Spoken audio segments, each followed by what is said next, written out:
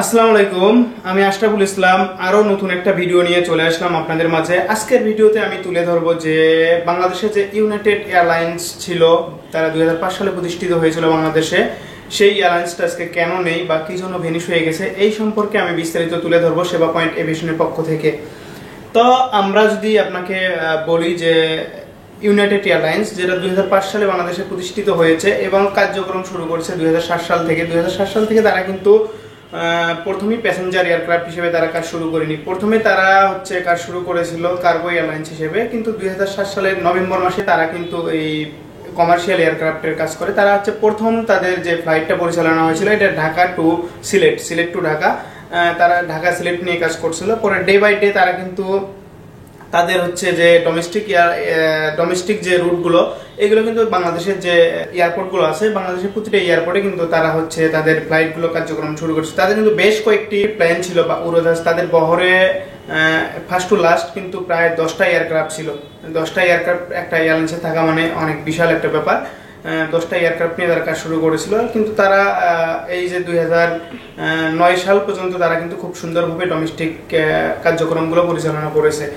তারা কিন্তু 2009 সালে তাদের বহরে বড় একটা এয়ারক্রাফট আনার পরে 2009 সালে তারা প্রথম ইন্টারন্যাশনাল ফ্লাইট পরিচালনা শুরু করে, ইন্টারন্যাশনাল কার্যক্রম শুরু করে। তারা প্রথম কুয়ালালামপুর, তারপরে নেপাল, বিভিন্ন যে এশিয়া মহাদেশের কান্ট্রিগুলো আছে সেগুলোতে তারা কিন্তু ইন্টারন্যাশনাল ফ্লাইট কার্যক্রমগুলো শুরু করে। 2010 সালে তারা আরো 300 নামে বড় একটা এয়ারক্রাফট যখন বাংলাদেশে বা তাদের বহরে যুক্ত করে, তখন তারা কিন্তু সিলেট থেকে, তারাই প্রথম সিলেট থেকে লন্ডনের ডিরেক্ট ফ্লাইট পরিচালনা শুরু করেছিল। তারা কিন্তু এই যে ইন্টারন্যাশনাল ফ্লাইট পরিচালনা থেকে শুরু করে ডোমেস্টিক ফ্লাইটগুলো খুবই সুন্দরভাবে পরিচালনা করত। এভাবে তারা কিন্তু 2014 সাল পর্যন্ত তাদের ফ্লাইট কার্যক্রমগুলো সুন্দরভাবে পরিচালনা করে। 2014 সালে কিন্তু তারা একবার সংবাদ সম্মেলনের মাধ্যমে তারা তাদের এই আর্থিক সংকটের কারণে তাদের ফ্লাইট কার্যক্রমগুলো বন্ধ করে। সেই 2014 সালের পর থেকে আজ পর্যন্ত কিন্তু তারা আর ফিরে আসেনি, বা তারা ফিরে আসার কথা অনেকবার বলেছে, কিন্তু আমরা আজ পর্যন্ত আমরা দেখতেছি যে তারা ফিরে আসার কোনো কথা নেই বা তারা ফিরে আসতে পারতেছে না। এটার মূল কারণ আর্থিক সমস্যা বা ফিনান্সিয়াল সমস্যার কারণে তারা কিন্তু আর রিটার্ন আসতে পারতেছে না।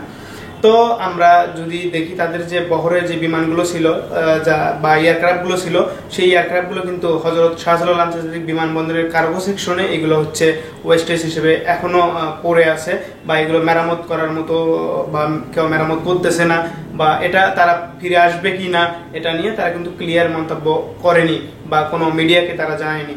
তো এই যে আমাদের ইতিহাসগুলো কিন্তু আপনাদেরও জেনে থাকা উচিত বা জানা উচিত, বা আমিও আপনাদেরকে অবগত করলাম যাতে আপনার ইউনাইটেড এয়ারলাইন্স সম্পর্কে আপনারা অবগত থাকেন। ওকে, ভালো থাকবেন, সুস্থ থাকবেন। আরো নতুন একটা ভিডিও নিয়ে চলে আসবো আপনাদের মাঝে।